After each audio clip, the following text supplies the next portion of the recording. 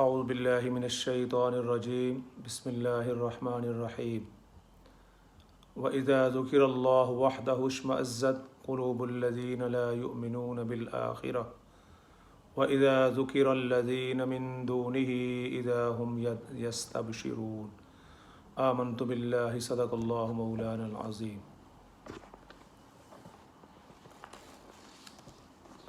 محترم ناظرین و سامعین، آج کے درس قرآن میں جو آیت میں نے آپ حضرات کے سامنے تلاوت کی ہے اور آج کے اس درس کے لیے میں نے اس کو منتخب کیا ہے، یہ سورہ زمر کی آیت ہے۔ اس آیت کے اندر اللہ رب العزت جو ہے وہ اپنے بندوں سے شکوہ کرتے ہیں۔ سب سے پہلے اس کا ترجمہ سن لیتے ہیں۔ آیت کا ترجمہ ہے، اور جب اللہ کا نام لیا جاتا ہے تو ان کے دل رک جاتے ہیں، اور جب اوروں کا نام لیا جائے تب وہ خوش ہوتے ہیں۔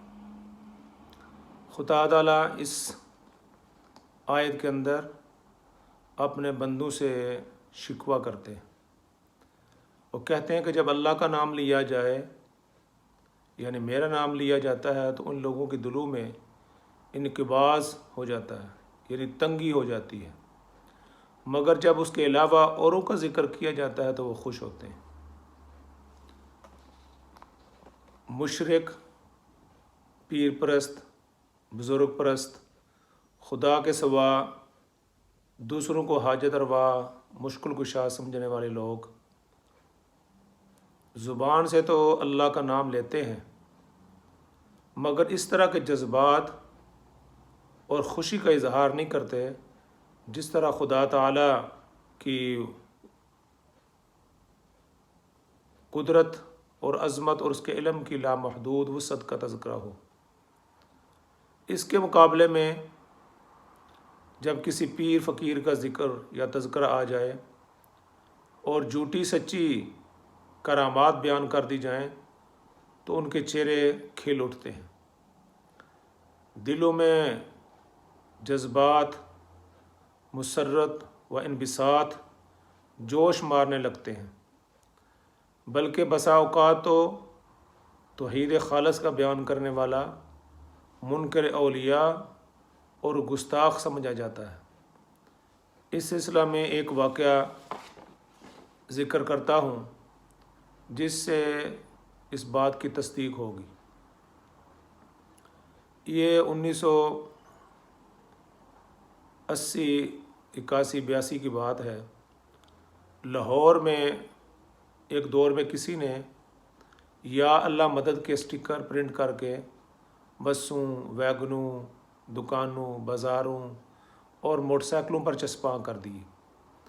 جس طرح بھی کوئی گاڑی نظر آتی، کوئی موٹر سائیکل نظر آتی، اس کے فرنٹ پر یا اللہ مدد کا اسٹیکر لگا ہوتا۔ اب یہ یار لوگوں کو یہ بات پسند نہ آئی،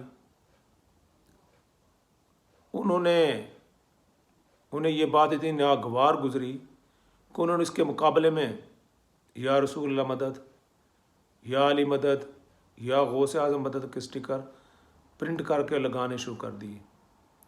انہیں خدا کے لیے یا اللہ مدد کسی طرح پسند نہ آیا کہ یہ یا اللہ مدد انہوں نے کیوں لگا دیا۔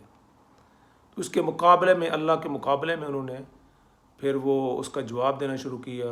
کسی نے یا علی مدد لکھ دیا، کسی نے یا غوث اعظم، یا رسول اللہ مدد۔ اور اسی طرح دوسری مثال دیکھیں، جب لوگ نعرہ، کسی جگہ تقریر ہوتی ہے تو نعرہ لگاتے ہیں، اور نعرہ تکبیر، اور اس کا جواب سن لیں اور اس جو لگانے والا ہے اس کا جوش و جذبہ دیکھ لیں نعرہ تکبیر لگاتے ہوئے، وہ کس طرح، کس جوش جذبے کا اظہار کرتا ہے۔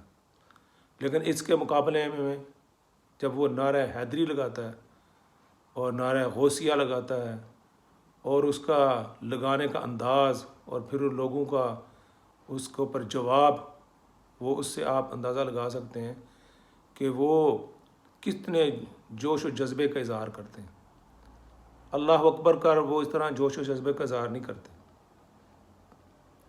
تو خدا تعالیٰ اس بات کا شکوہ کرتے ہیں کہ جب اللہ کا نام آئے تو ان کا جوش و جذبہ زیادہ ہونا چاہیے،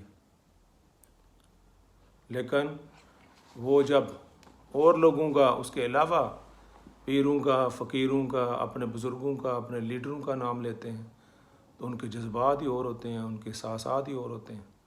تو اللہ رب العزت اس آیت کے اندر یہ شکوہ کرتے ہیں، وَإِذَا ذُكِرَ اللَّهُ وَحْدَهُ اشْمَأَزَّتْ قُلُوبُ الَّذِينَ لَا يُؤْمِنُونَ بِالْآخِرَةِ وَإِذَا ذُكِرَ الَّذِينَ مِن دُونِهِ إِذَا هُمْ يَسْتَبْشِرُونَ۔